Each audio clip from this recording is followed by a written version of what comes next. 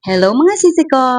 Dahil ngayong gabi nga, chinek ko talaga yung lahat na gagamitin ko para mag-graham bar. Yes sis, gagawa ako ng graham bar.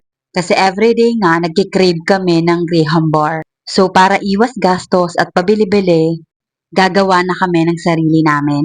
Pwede din, mag-business na din ito. Ay, wala naman masama, diba?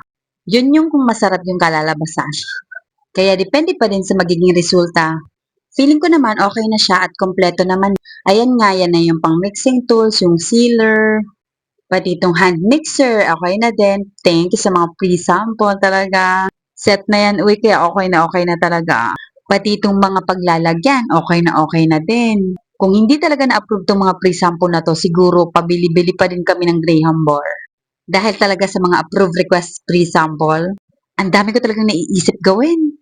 Ang daming business na pumapasok sa isip ko talaga.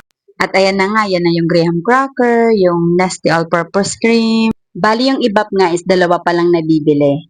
Sis, ready na talaga yung mga ingredient and yung mga gagamitin. Siguro ako na lang talaga hindi ready.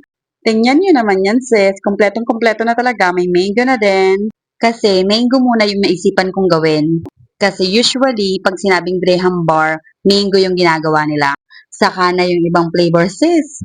At meron na din pala dyan yung mixing bowl. 'Di ba? Kompleto na yan. Ako na lang talaga hindi. Kaya ano pa, yan muna for today. Bye-bye!